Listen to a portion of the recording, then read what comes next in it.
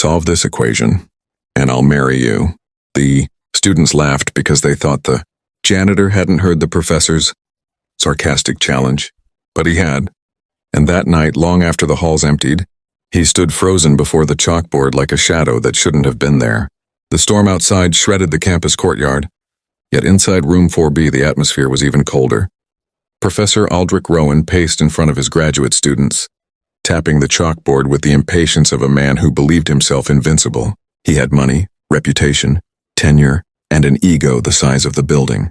For him, the world was a set of equations waiting to be conquered. But today he had introduced something different. This, Professor Rowan said, tapping the long, winding mass of symbols on the board, is what no mathematician has solved. Not Einstein, not Hilbert, not the modern quantum teams. I created this variant myself. Solve it and you'll rewrite history. The class murmured, half comforted, half terrified. A timid student raised a hand. Sir, what is it for? Rowan smiled in the way a man smiles when he's holding a secret like a knife hidden behind his back. A proof that rewires mathematical logic itself. A problem designed to break minds. Then he laughed sharply. In fact, I'll make you a promise. Solve this equation and I'll marry you. Any of you. The students laughed nervously. It was a joke, obviously. Rowan was young, handsome, charming, and the mathematical darling of the century. No one in that room doubted he would remain single for as long as he wished. His brilliance insulated him from normal life. But in the corner of the room, unnoticed, the janitor paused with his mop. Isaac Hayes had been working nights for 10 years, quiet, unseen, and usually ignored. He was tall, wiry, with eyes that looked far too old for his age. Students rarely greeted him. Professors rarely acknowledged him, and Rowan had never remembered his name once. But Isaac heard the sentence, "Solve this equation and I'll marry you." The words didn't make him laugh. They made him flinch. Hours passed. Students left. Lights dimmed. The building settled into nighttime silence. Isaac didn't leave. Instead, he walked toward the board, his boots making soft, nervous taps on the floor. He stared at the symbols with a mixture of dread and recognition. His hand trembled, reaching toward the chalk. No, he whispered to himself. I promised I'd never touch this again. But promises break when ghosts refuse to stay dead. He lifted the chalk. And somewhere deep inside the empty university, a windless whisper echoed as if the building itself inhaled.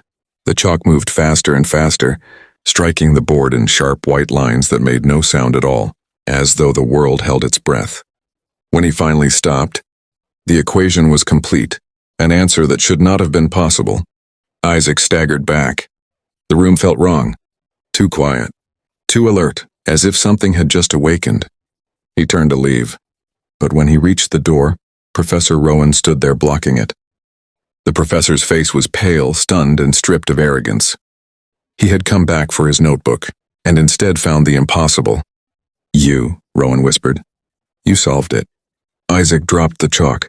For a moment, the two men stared at each other, neither breathing. Rowan stepped forward slowly. How did you do this? Who are you? Isaac shook his head. Someone who didn't want to be found again. But Rowan grabbed his arm, gripping it tightly. This equation isn't just math. It's a map, a key. I built it from fragments discovered in quantum manuscripts. So old they shouldn't exist. Solving it should be impossible.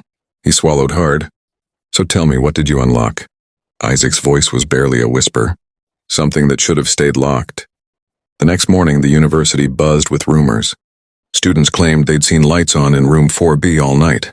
Others swore they heard shouting. Some said the janitor had been fired. Some said he had vanished. Only one thing was certain. Professor Rowan was acting strange. He arrived late to his lecture, distracted, his hair uncombed, his shirt wrinkled. He kept glancing toward the hallway as if expecting someone or something to appear. Finally, a student whispered, Sir, are you okay? Rowan slammed his notebook shut. No, I'm not. Silence fell. He'd never spoken that way. Then suddenly he began erasing the board, rewriting the equation that had haunted him all night. When he reached the part Isaac had solved, he hesitated, his hand shaking. The class watched. Someone has solved the unsolvable, Rowan said in a hollow voice, and the consequences could be catastrophic. A girl frowned. Catastrophic? It's just math. Rowan turned to her, eyes filled with something close to fear. No, it's not just math. This equation maps the unseen structure of reality. It predicts what lies between quantum layers. It outlines a doorway. The class shifted uncomfortably. And last night, Rowan whispered, a janitor opened it. Suddenly the lights flickered. The projector shut off. The room temperature dropped so quickly students shivered. Rowan froze. That's it, he whispered. It followed him. Gasps spread around the room. Followed who? Isaac Hayes, Rowan said. The janitor. He solved the equation and now it wants him back. He swallowed. Or it wants the rest of us. The door slammed open so hard it cracked against the stopper. Isaac stood there. But he wasn't alone. Behind him something shimmered, something shaped like a human silhouette but made of vibrating air, like heat rising from pavement. It pulsed with silent rhythm, echoing the exact patterns of the equation. The class backed away from their seats. Isaac lifted his hands. I'm trying to stop it. Rowan whispered, You unleashed it. No, Isaac said, voice breaking. You did. Years ago, I helped you build this equation before you erased me from your life. The class gasped. Rowan stumbled backward. That's not possible, the professor whispered. Isaac nodded painfully. We were partners, equals. But when the equation began to reveal too much, you panicked. You buried the research. You erased me. You made sure no one believed me again. Rowan's face drained of all color. Isaac stepped forward. But the equation never forgot us. It wants completion. It wants the mind that opened its door. The shimmering figure stepped into the room. Students cried out. Desks rattled. The walls moaned with vibrating frequencies. Rowan dropped to his knees. Isaac, what do we do?